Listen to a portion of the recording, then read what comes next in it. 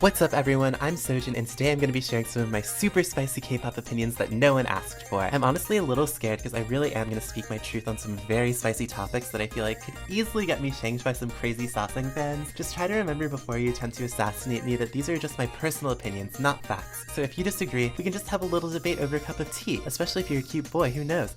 Our debate could turn into a date and we could end up married. Okay, let's get to it.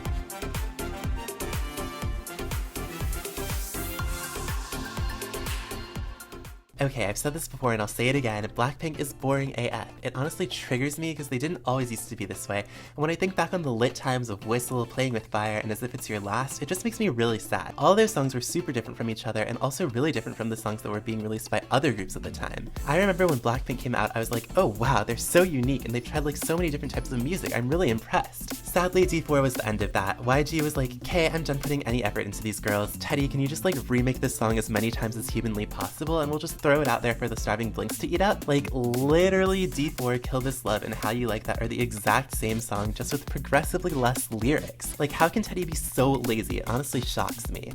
He's out here putting out songs that sound like they should be club remixes of full songs. I ask again, where are the lyrics? It also makes me sad that Blinks are so desperate for any content that it no longer even matters what Blackpink puts out. Blinks will accept it without offering any critique. Anyway, now that they've released the same song 3 times in a row, I'm praying that the next one will be something different, but my hopes aren't very high as long as they're handcuffed to Teddy. Okay, for my second point, I'm just gonna flat out say that CLC Seungyeon is the best Gen 3 female dancer. I know people are gonna be pressed and like, no, Momo is the best dancer, or nuh-uh, Seulgi is way better, but like, I'm sorry, you're wrong. I think a lot of K-pop stans don't really know the difference between being a good dancer and executing choreo well. Like, practicing a ton to pull off the choreo well is really impressive, but in my opinion, it doesn't make you a good dancer. Being a good dancer is about adding your own flair and swag, and being able to feel the music and create something unique, not just follow the choreo. If we're going by this definition, then I think Seungyeon is leaps and bounds above the other female dancers of the modern day. Like, yeah, Momo and Seulgi are good, but their dancing feels way more technical and practiced, compared to Seungyeon, who really gives off the feeling of whatever dance she's doing. If you watch her, you can see how fluid and full of swag she is and how she adds her own flavor to her dancing. Also, let me clarify that I'm a huge Twice stan, and I also love Red Velvet. I don't even like CLC. I just think it's a crime that Seungyeon is so underrated. After watching her dance series on YouTube, I was just like, wait, this girl is like a real-ass dancer and she's being slept on. Typical K-pop. Alright, this opinion is kind of random, but it's been really bothering me with all these summer comebacks. I absolutely despise when male idols shave their armpits. Like really though, it's such a turnoff for me. Can you say naked mole rat vibes? Now that it's summer, all these boy groups are coming back with their sleeveless shirts showing off their gleaming muscles, which of course I'm here for, but when they lift their arms, it's like, oh, you kind of look like a hairless Sphinx cat. I feel like groups didn't always used to do this. Like, I remember SHINee's Minho having armpit hair during their View era. 17's Wonwoo didn't shave his during their Hit era, but this summer literally everyone has them shaved. SF9, Golden Child, and 17, including Wonwoo. Like, why though? I can understand a trim or something, but I feel like not having any hair there makes them look like prepubescent or something.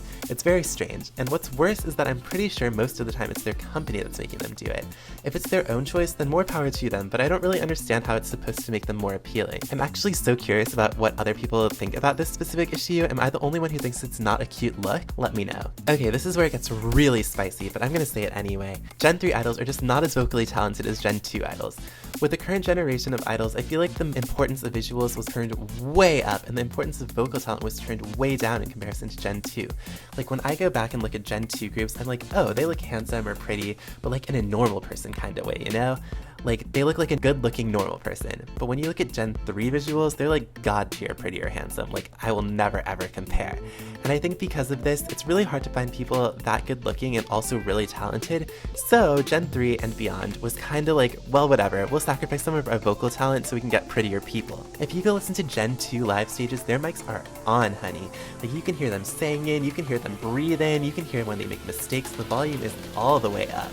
When I watch music shows these days, it's almost always just backtrack and lip syncing, or the backtrack is so loud that you can barely hear their vocals. Of course, there are exceptions like Mamamoo, but for the majority of groups, their vocals can't be compared to Gen 2, where even the sub-vocals had to sing live most of the time. Like SHINee, Sistar, even A-Pink, who's still around today, all have members who can hold their own singing live while dancing and performing.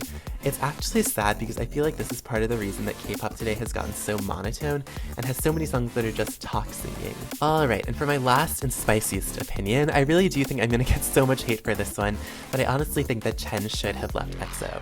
Yes, you can all sharpen your knives now, but it really doesn't make sense to me for him to be in a K-pop group with a baby. It's actually really lucky that the group is on hiatus for army service right now, so he won't have to participate in promotions while he has a newborn, but once the members do come out of the army, I feel like this will complicate promotions and comebacks for the group. I know EXO aren't spring chickens anymore and will probably only have like one comeback per year from now on, but as far as touring and group appearances go, I think it'll be much more difficult for Chen to just up and go when he has a whole child to care for. On the other hand, I also don't think it'd be good for his kid to have her dad gone on tour or busy with promotions while she's growing up. If he can balance all the responsibilities and handle it, then more power to him, but raising a child is way more work than people think, and I think it'll be difficult for him to prevent either his daughter or EXO members from having a hard time because of his responsibilities. Personally, I think the best move would have been for him to leave EXO and just become a solo artist under SM.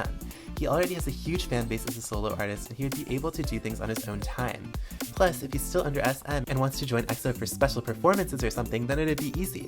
Maybe he's planning to pull a Lay, where he's still in the group technically but doesn't actually promote with them at all. Who knows? Anyway, I guess if EXO fans are willing to accommodate him and work on his timeline, then who am I to complain? Alright, there you have it, my spicy spice K-pop opinions that I've been brooding over for a while now. Let me know your thoughts, especially on the armpit one, I'm so curious. Also, don't forget to like this video and subscribe for more K-pop goodness. Otherwise, I hope your day's a perfect all-kill and I'll see you in the next one. Mwah!